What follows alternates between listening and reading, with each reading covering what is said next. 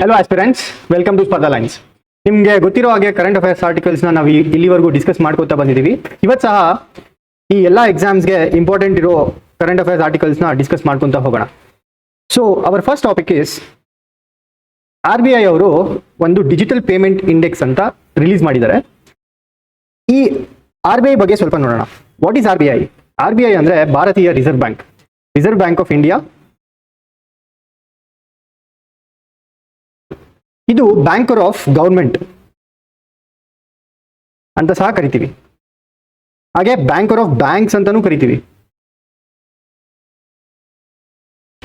ಎಲ್ಲ ಬ್ಯಾಂಕ್ಸು ನಮ್ಗೆ ಸಾಲ ಕೊಡೋ ರೀತಿ ಬ್ಯಾಂಕ್ಸ್ಗೆ ಅಕಸ್ಮಾತ್ ಏನಾದರೂ ಸಾಲ ಬೇಕು ಅಂದಾಗ ಅವ್ರು ಯಾರ ಹತ್ರ ಹೋಗ್ತಾರೆ ಅಂದರೆ RBI ಹತ್ರ ಹೋಗ್ತಾರೆ. ಈ RBIನ ಎಸ್ಟಾಬ್ಲಿಷ್ ಮಾಡಿದ್ದು April 1st of 1935 ಏಪ್ರಿಲ್ 1ರಂದು RBIನ ಎಸ್ಟಾಬ್ಲಿಷ್ ಮಾಡಲಾಗಿದೆ. And it was nationalized on 1948. 1948ರಲ್ಲಿ ಇದನ್ನ ನ್ಯಾಷನಲೈಸ್ ಮಾಡ್ತಾರೆ. ನ್ಯಾಷನಲೈಸ್ ಅಂದ್ರೆ ಪೂರ್ತಿ ಓನರ್ಶಿಪ್ನ ಗವರ್ಮೆಂಟ್ ತಗೊಳ್ಳೋದು. ಹಾಗೆ ಇದ್ರ ಹೆಡ್ ಕ್ವಾರ್ಟರ್ಸ್ ಬಂದು ಮುಂಬೈಯಲ್ಲಿದೆ. ಅಂಡ್ ಇವಾಗಿನ ಪ್ರಸ್ತುತ ಗವರ್ನರ್ ಇದ್ರದು ಸಂಜಯ್ ಮಲ್ಹೋತ್ರಾ ಅಂತ.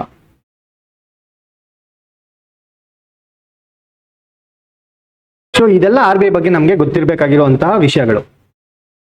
ಈ RBI ಇವಾಗ ಡಿಜಿಟಲ್ ಪೇಮೆಂಟ್ ಇಂಡೆಕ್ಸ್ ಅನ್ನೋ ಒಂದು ರಿಪೋರ್ಟ್ನ ರಿಲೀಸ್ ಮಾಡಿದ್ದಾರೆ. ಸೊ ಏನಿದು ಡಿಜಿಟಲ್ ಪೇಮೆಂಟ್ ಇಂಡೆಕ್ಸ್ ಅಂತ ಅಂದ್ರೆ, ಈ ಒಂದು ರಿಪೋರ್ಟ್ ಬೈ ಆನ್ಯುವಲ್ ಇರುತ್ತೆ. ಬೈ ಎನಿಯಲ್ ಅಲ್ಲ. ಬೈ ಎನಿಯಲ್ ಅಂದ್ರೆ 2 ವರ್ಷಕ್ಕೆ ಒಂದ್ಸರಿ. ಬೈ ಆನ್ಯುವಲ್ ಅಂದ್ರೆ 6 months ಒನ್ಸ್. ಅಂದ್ರೆ ವರ್ಷಕ್ಕೆ 2 ಬಾರಿ ಈ ರಿಪೋರ್ಟ್ನ ರಿಲೀಸ್ ಮಾಡಲಾಗುತ್ತೆ RBI ಅವರು. ಯಾವಾಗ ರಿಲೀಸ್ ಮಾಡ್ತಾರೆ ಅಂತ ಅಂದ್ರೆ, ಒಂದು ಮಾರ್ಚಲ್ಲಿ ಅಂಡ್ ಇನ್ನೊಂದು ಸೆಪ್ಟೆಂಬರಲ್ಲಿ. ಮಾರ್ಚಲ್ಲಿ ಸಹ ರಿಲೀಸ್ ಮಾಡ್ತಾರೆ, ಹಾಗೆ ಸೆಪ್ಟೆಂಬರಲ್ಲಿ ಸಹ ರಿಲೀಸ್ ಮಾಡ್ತಾರೆ. ಇವಾಗ ಇದ್ರ ಪರ್ಪಸ್ ಏನು DPIದು ಅಂದ್ರೆ, ನಮ್ಮ ಇಂಡಿಯಾ ಎಕನಾಮಿಕ್ ಸಿಸ್ಟಮ್ ಅಲ್ಲಿ ಎಷ್ಟು ಟ್ರಾನ್ಸಾಕ್ಷನ್ ಡಿಜಿಟಲಿ ನಡೀತಾ ಇದೆ ಅನ್ನೋದು ಒಂದು ತಿಳ್ಕೊಬೇಕಂದ್ರೆ ಡಿಜಿಟಲ್ ಪೇಮೆಂಟ್ ಇಂಡೆಕ್ಸ್ನ ನಾವು ಓದಿದ್ರೆ ಸಾಕು. ಈ ಒಂದು ಇಂಡೆಕ್ಸ್ 1000 ಸ್ಕೋರ್ಗೆ ಮಾಡ್ತಾರೆ. 1000 ಸ್ಕೋರಲ್ಲಿ ಇದನ್ನ ಕ್ಯಾಲ್ಕುಲೇಟ್ ಮಾಡುತ್ತೆ. ಈ ವರ್ಷ ಮಾರ್ಚಿನ ಡೇಟಾ ಪ್ರಕಾರ ನಮ್ಮ ಇಂಡಿಯಾದು 493.22 ಪಾಯಿಂಟ್ಸ್ ಅಂತ ಸ್ಕೋರ್ ಮಾಡಿ RBI ರಿಲೀಸ್ ಮಾಡಿದ್ದಾರೆ. ಅಂದ್ರೆ we are increasingly becoming digital payment. So our next topic is Darjeeling HEP partnership. ಇದು ಇಂಡಿಯಾ ಮತ್ತೆ ಭೂತಾನ್ 2 ದೇಶಗಳು ಡಾರ್ಜಿಲಿಂಗ್ HEP ಪಾರ್ಟ್ನರ್ಶಿಪ್ ಅಂತ ಒಂದು ಪ್ರಾಜೆಕ್ಟ್ ನ ಡೆವಲಪ್ ಮಾಡ್ತಿದ್ದಾರೆ. ಯಾವ ರಿವರ್ ಮೇಲೆ ಡೆವಲಪ್ ಮಾಡ್ತಿದ್ದಾರೆ ಅಪ್ಪ ಅಂದ್ರೆ, ಕುರಿಚು ರಿವರ್ ಅಂತ. ಈ ಕುರಿಚು ರಿವರ್ ಮೇಲೆ ಡಾರ್ಜಿಲಿಂಗ್ HEP ಪ್ರಾಜೆಕ್ಟ್ ಒಂದನ್ನ ಎಸ್ಟಾಬ್ಲಿಷ್ ಮಾಡ್ತಿದ್ದಾರೆ. This is one of the run of the river project ಅಂತ.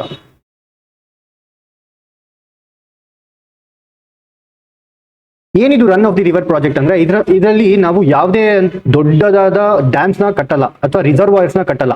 ಈ ರಿಸರ್ವಾಯರ್ಸ್ ಕಟ್ಟಿ ವಾಟರ್ನ ಸ್ಟೋರ್ ಮಾಡೋದು ಅದೆಲ್ಲ ಮಾಡಲ್ಲ ಇದರಲ್ಲಿ. Run of the river project ಅಲ್ಲಿ ಒಂದು ಚಿಕ್ಕ ಡೈವರ್ಷನ್ ಮಾಡ್ತಾರೆ. If this is the river, ಒಂದು ಚಿಕ್ಕದಾಗಿ ಡೈವರ್ಷನ್ ಮಾಡ್ತಾರೆ. So that water will flow like this to the turbines. ಈ ಟರ್ಬೈನ್ಸ್ ಮುಖಾಂತರ ಎಲೆಕ್ಟ್ರಿಸಿಟಿನ ಜನರೇಟ್ ಮಾಡ್ತಾರೆ. ಸೊ ಇದರಲ್ಲಿ ಯಾವುದೇ ತರಹದ ರಿಸರ್ವಾಯರ್ ಕಟ್ಟಲ್ಲ, ಯಾವುದೇ ತರ ವಾಟರ್ನ ಸ್ಟೋರ್ ಮಾಡಲ್ಲ. ಜಸ್ಟ್ ಈ ನ್ಯಾಚುರಲ್ ಫ್ಲೋನ ಬಳಸ್ಕೊಂಡು, ಏನ್ ನ್ಯಾಚುರಲ್ ಫ್ಲೋ ಇರುತ್ತೆ ರಿವರ್ದು, ಅದನ್ನ ಬಳಸ್ಕೊಂಡು ಎಲೆಕ್ಟ್ರಿಸಿಟಿ ಜನರೇಟ್ ಮಾಡೋದಕ್ಕೆ run of the river project ಅಂತ ಕರಿತೀವಿ. ಸೊ ಈ ಭೂತಾನ್ದು ಕ್ಯಾಪಿಟಲ್ ಬಂದು ಥಿಂಪು ಅಂತ.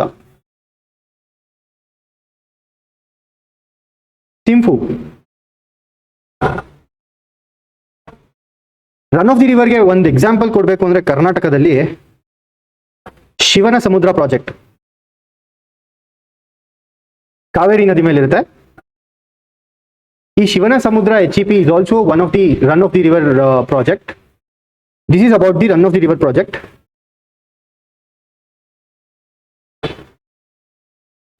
ಈ Darjeeling HEP project concrete gravity channels ನ ಯೂಸ್ ಮಾಡುತ್ತೆ. ವಾಟರ್ನ ನ್ಯಾಚುರಲ್ ಫ್ಲೋ ಇಂದ ಡೈವರ್ಟ್ ಮಾಡೋದಕ್ಕೆ ಕಾಂಕ್ರೀಟ್ ಗ್ರಾವಿಟಿ ಚಾನಲ್ಸ್ ನ ಯೂಸ್ ಮಾಡ್ತಾರೆ. ಅಂಡ್ ಇದರ ಕಾಸ್ಟ್ ಎಷ್ಟಪ್ಪ ಅಂತ ಅಂದ್ರೆ $1.7 ಬಿಲಿಯನ್. $1.7 ಬಿಲಿಯನ್ ನ ಖರ್ಚು ಮಾಡಿ ಈ ಪ್ರಾಜೆಕ್ಟ್ ನ ಮಾಡಲಾಗ್ತಿದೆ. ಅಂಡ್ ಈ ಕಾಸ್ಟ್ ನ ವರ್ಲ್ಡ್ ಬ್ಯಾಂಕ್ ಫೈನಾನ್ಸ್ ಮಾಡ್ತಿದೆ. That is why this becomes very very important. World Bank finance ಮಾಡ್ತಿರೋದಕ್ಕೆ this project becomes very important. ಹಾಗೆ ನಿನ್ನೆ ನಾವು ವರ್ಲ್ಡ್ ಬ್ಯಾಂಕ್ ಬಗ್ಗೆ ಡಿಸ್ಕಸ್ ಮಾಡಿದ್ವಿ. It is one of the Bretton Wood institution. ಇದರ headquarters ಬಂದು Washington DC ಅಲ್ಲಿದೆ. So this is about this project. Going to our next topic, SOFI report. SOFI report ಏನಂತ ಅಂದ್ರೆ state of food security and nutrition in the world report.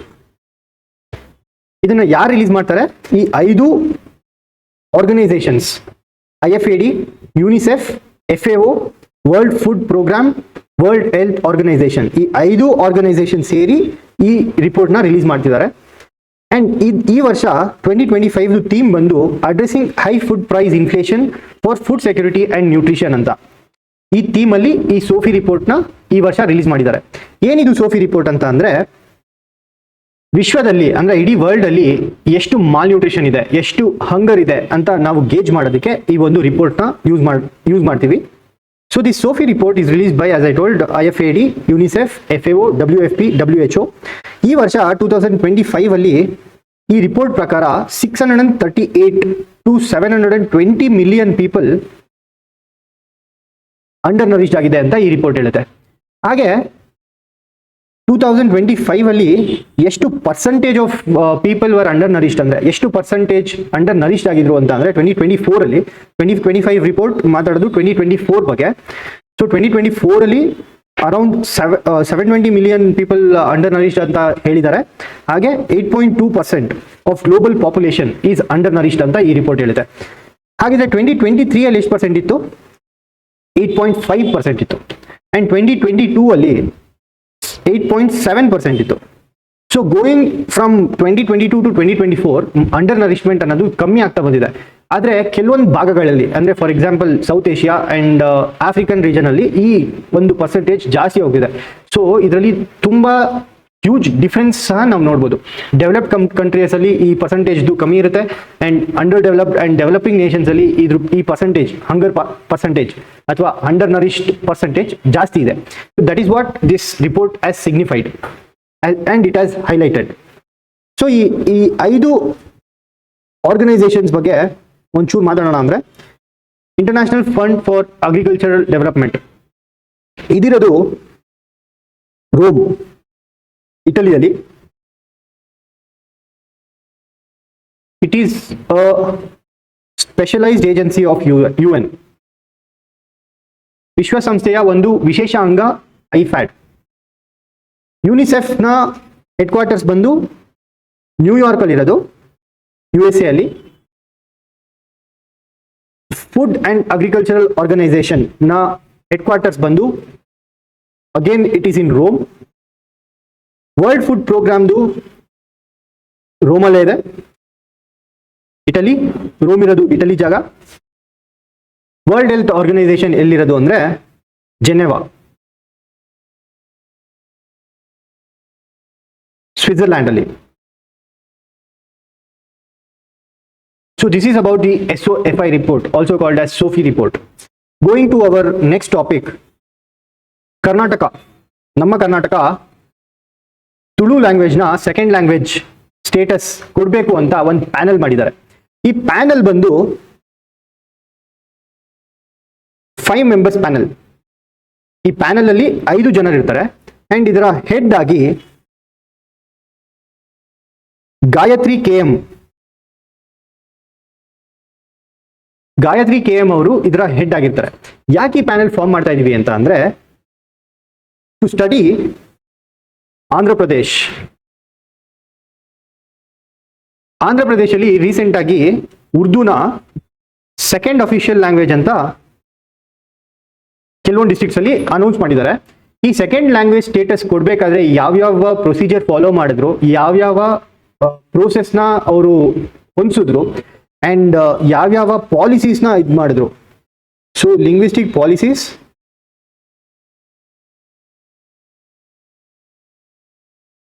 Procedures followed,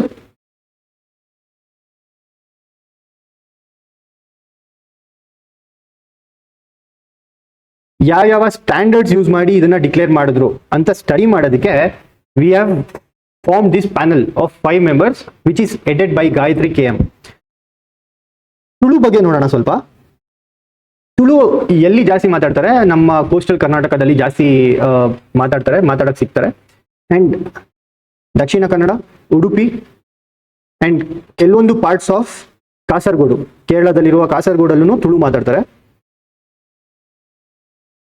and ಇದನ್ನ second language status ಕೊಡಬೇಕು ಅಂತ Mohan Alva committee ಅಂತ ಸಹ ನಾವು form ಮಾಡಿದ್ವಿ ಇದಕ್ಕೆ ಮುಂಚೆ. ಸೊ ಮೋಹನ್ ಆಳ್ವಾ ಕಮಿಟಿ ತುಳುನ ಸೆಕೆಂಡ್ ಲ್ಯಾಂಗ್ವೇಜ್ ಸ್ಟೇಟಸ್ ಆಗಿ ಮಾಡ್ಬೇಕಂತ ಒಂದು ರಿಪೋರ್ಟ್ ಕೊಡ್ತಾರೆ. ಸೊ ಈ ಯಾವ್ಯಾವ ಪ್ರೊಸೀಜರ್ಸ್ನ ಫಾಲೋ ಮಾಡಬೇಕು ಅಂತೆಲ್ಲ ತಿಳ್ಕೊಳ್ಳೋದಕ್ಕೆ ಆಂಧ್ರ ಪ್ರದೇಶ್ ಆಲ್ರೆಡಿ ಉರ್ದುನ ಸೆಕೆಂಡ್ ಅಫಿಷಿಯಲ್ ಲ್ಯಾಂಗ್ವೇಜ್ ಅಂತ ಮಾಡಿರೋದ್ರಿಂದ ಇದನ್ನೆಲ್ಲ ಸ್ಟಡಿ ಮಾಡಿ ಒಂದು ಆಬ್ಜೆಕ್ಟಿವ್ ಡಿಸಿಷನ್ ತಗೊಳ್ಳೋದಕ್ಕೆ ಈ ಪ್ಯಾನಲ್ನ ಫಾರ್ಮ್ ಮಾಡಿದ್ದಾರೆ. ಈ ಪ್ಯಾನಲ್ ಅಲ್ಲಿ 5 ಜನ ಇರ್ತಾರೆ and it is headed by Gayatri KM. Going to our next topic, ನಮ್ಮ ಬೆಂಗಳೂರಿನ ಸ್ಕೈಡೆಕ್ ಪ್ರಾಜೆಕ್ಟ್. ಈ ಸ್ಕೈಡೆಕ್ ಪ್ರಾಜೆಕ್ಟ್ ಮುಂಚೆ BBMP ಅವರು ನಾವು ಮಾಡ್ತೀವಿ ಅಂತ ಹೇಳಿದ್ರು. ಬಟ್ ಡ್ಯೂ ಟು ಬೆಂಗಳೂರಲ್ಲಿ ಏರ್ಪೋರ್ಟ್ ಇರೋದ್ರಿಂದ, ಇಂಟರ್ನ್ಯಾಷನಲ್ ಏರ್ಪೋರ್ಟ್ ಇರೋದ್ರಿಂದ air traffic height restrictions,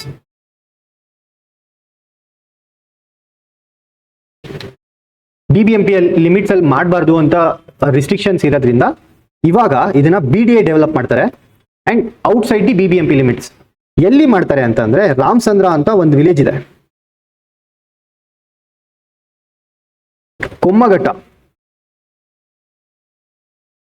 ಕೊಮ್ಮಗೊಟ್ಟದ Ramachandra village ಅಲ್ಲಿ, and it is in west Bengaluru. So ಈ ಒಂದು ಜಾಗದಲ್ಲಿ ಸ್ಕೈಡೆಕ್ ನ ಕಟ್ಟಬೇಕು ಅಂತ ಪ್ಲಾನ್ ಮಾಡ್ತಿದ್ದಾರೆ. ಅಂಡ್ ಇದರ ವಿಶೇಷತೆಗಳೇನೆಂದ್ರೆ ಸ್ಕೈಡೆಕ್ ಸೌತ್ ಏಷ್ಯಾದ ಲಾರ್ಜೆಸ್ಟ್, ಸೌತ್ ಏಷ್ಯಾದ ಹೈಯೆಸ್ಟ್ ಬಿಲ್ಡಿಂಗ್ ಸಹ ಆಗುತ್ತೆ. ಇದರ ಹೈಟ್ ಬಂದು 250 ಮೀಟರ್ ಟಾಲ್, 250 ಮೀಟರ್ ಉದ್ದದಷ್ಟಿದ್ದು ಇದರ ಕಾಸ್ಟ್ 500 crores ವರೆಗೂ ಇರುತ್ತೆ. ಈ 500 crores ನ ಯಾರು ಕೊಡ್ತಾರೆ ಅಂತ ಅಂದ್ರೆ it will be funded by BDA, Bengaluru development authority. ಇದನ್ನ ಫಂಡ್ ಮಾಡಿ ಇದನ್ನ ಹೇಗೆ ರಿಕವರ್ ಮಾಡ್ತಾರೆ ಅಂದ್ರೆ ಅದರಲ್ಲಿ ಸ್ಕೈಡೆಕ್ ಇಂದ ಮುಂದೆ ಆಗುವಂತಹ ಪ್ರಾಜೆಕ್ಟ್ಸ್ಗಳು ಅಥವಾ ಏನೇ ಒಂದು ಬಳಸ್ಬೋದು ಸ್ಕೈಡೆಕ್ನ, ಶಾಪಿಂಗ್ ಮಾಲ್ಸ್ ಮತ್ತೆ ರೋಲರ್ ಕೋಸ್ಟರ್ ಇದನ್ನೆಲ್ಲ ಪ್ಲಾನ್ ಮಾಡ್ತಿದ್ದಾರೆ. ಇದನ್ನೆಲ್ಲ ಮಾಡಿ ಈ 500 ಕೋಟಿನ ವಾಪಸ್ ಪಡೆಯುತ್ತೆ BDA ಆರ್ಗನೈಸೇಷನ್.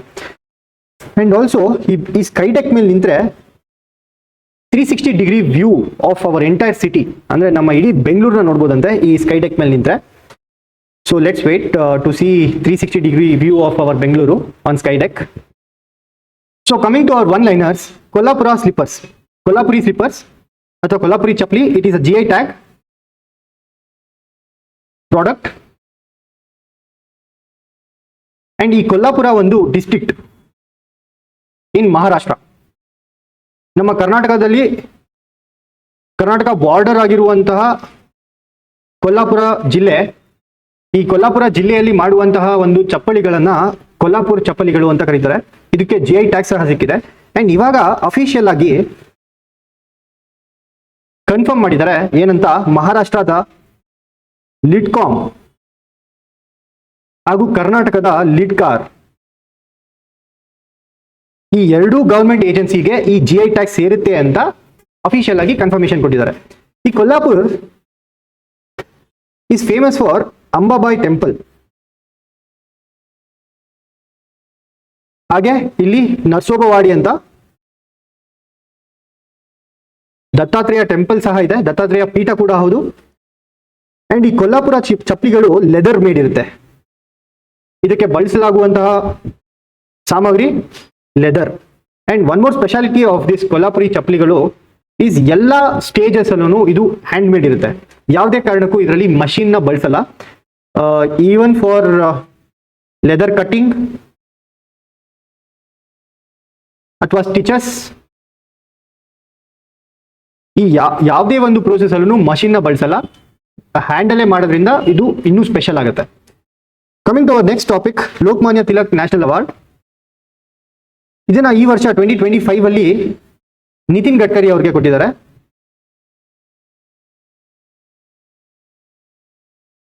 ಈ ಅವಾರ್ಡ್ನ August 1 ಅಂತ ಕೊಡ್ತಾರೆ.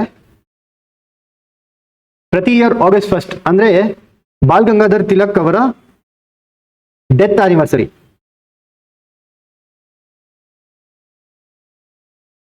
ಬಾಲ್ ಗಂಗಾಧರ್ ತಿಲಕ್ ಅವರ ಡೆತ್ ಆನಿವರ್ಸರಿ ದಿನ ಈ ಅವಾರ್ಡ್ನ ಕೊಡಲಾಗುತ್ತದೆ ಇಂಡಿಯಾದಲ್ಲಿ. ಯಾರಿಗೆ ಕೊಡ್ತಾರೆ ಅಂತಂದ್ರೆ, ಹೂ ಹ್ಯಾಸ್ ಡನ್ ಎಕ್ಸೆಪ್ಷನಲ್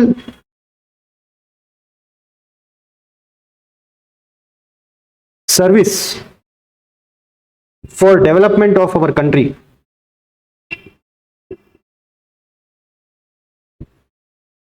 ನಮ್ಮ ಕಂಟ್ರಿಯ ಡೆವಲಪ್ಮೆಂಟ್ಗೆ ಯಾರು ಅತ್ಯುನ್ನತ ಸರ್ವಿಸ್ ಕೊಡ್ತಾರೆ ಅವ್ರಿಗೆ ಈ ಅವಾರ್ಡ್ನ ಕೊಡಲಾಗುತ್ತದೆ. ಅಂಡ್ ಬಾಲ್ ಗಂಗಾಧರ್ ತಿಲಕ್ ಅವರು ಫಾದರ್ ಆಫ್ ಇಂಡಿಯನ್ ಅನ್ರೆಸ್ಟ್ ಅಂತ ಸಹ ಇವ್ರಿಗೆ ಕರೀತಾರೆ. ಅಂಡ್ ಇವರ ಟೈಟಲ್ ಬಂದು ಲೋಕಮಾನ್ಯ ಅಂತ. ಅಂದ್ರೆ ಜನರೆಲ್ಲ ರೆಸ್ಪೆಕ್ಟ್ ಮಾಡ್ತಿದ್ದ ಒಂದು ಪರ್ಸನ್ ಬಾಲ್ ಗಂಗಾಧರ್ ತಿಲಕ್ ಅವರು. ಇವ್ರನ್ನ ಗಾಂಧೀಜಿ ಅವರು ಮೇಕರ್ ಆಫ್ ಮಾಡರ್ನ್ ಇಂಡಿಯಾ ಅಂತ ಸಹ ಕರೀತಾರೆ.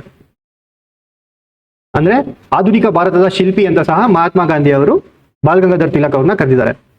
So coming to our next topic, MS Swaminathan.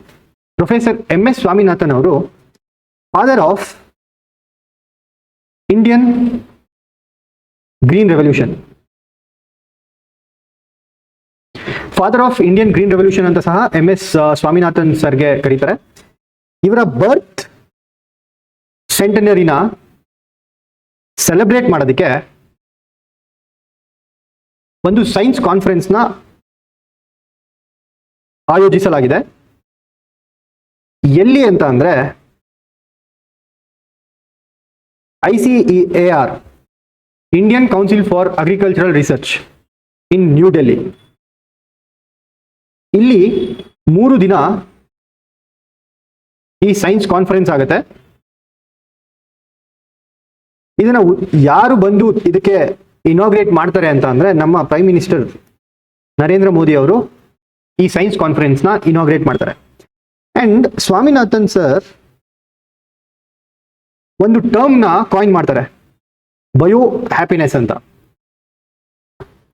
ಏನಿದು ಬಯೋ ಹ್ಯಾಪಿನೆಸ್ ಅಂದ್ರೆ, sustainable use of biodiversity to improve food security, income and quality of life.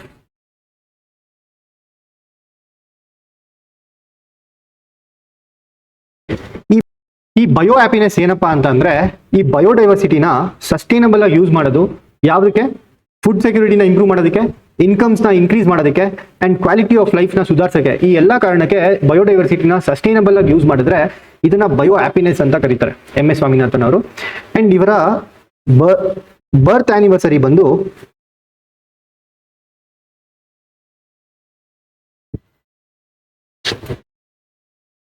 August 7th. So August 7th ಅಂದು ಈ ಒಂದು science ಕಾನ್ಫರೆನ್ಸ್ಗೆ Narendra Modi ಅವರು ಬಂದು ಇನಾಗ್ರೇಟ್ ಮಾಡ್ತಾರೆ. So this is about MS Swaminathan sir and the science conference that will be held in New Delhi, that is in ICAR. ಹಾಗೆ ಈ ಒಂದು science conference ಅಲ್ಲಿ MS Swaminathan award for food and peace ಸಹ ಕೊಡಲಾಗುತ್ತದೆ. ಯಾರಿಗೆ ಕೊಡ್ತಾರೆ ಅನ್ನೋದು ಇನ್ನೂ ಗೊತ್ತಿಲ್ಲ. ಸೊ ಅದು ಅವತ್ತಿನ ದಿನನೇ ಗೊತ್ತಾಗುತ್ತೆ, August 7th. So we will wait for that. And this is it for today. ಇನ್ನೂ ಇಂಪಾರ್ಟೆಂಟ್ ಇರೋ ಆರ್ಟಿಕಲ್ಸ್ ಜೊತೆ ನಾಳೆ ಮೀಟ್ ಆಗೋಣ. Thank you so much.